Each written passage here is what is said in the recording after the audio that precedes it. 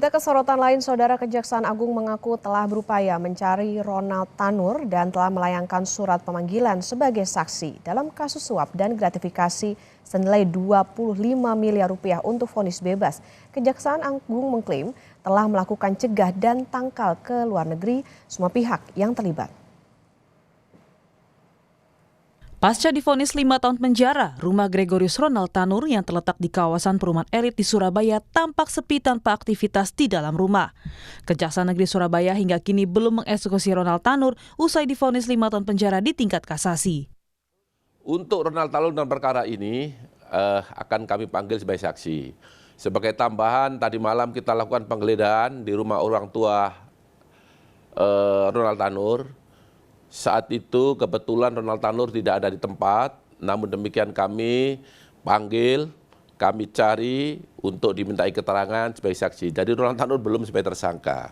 Namun demikian nanti apabila alat bukti cukup yang mengarah pada perbuatan pidana yang dilakukan oleh Ronald Tanur dalam perkara suap ini, kami akan tetap lakukan penetapan sebagai tersangka.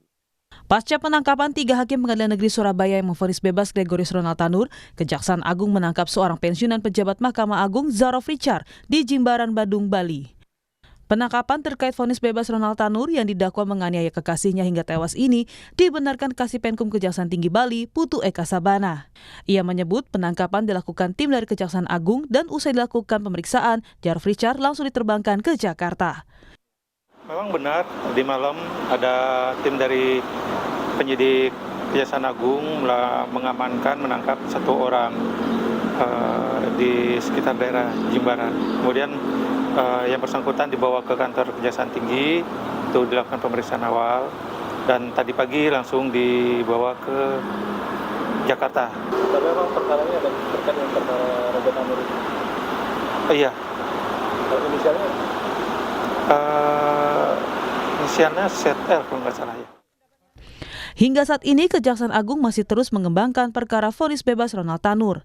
Dan bukan tidak mungkin akan ada tersangka baru di luar mantan pejabat MA Zarof Richard yang baru ditetapkan sebagai tersangka jika pemberi suap kepada hakim sudah terungkap.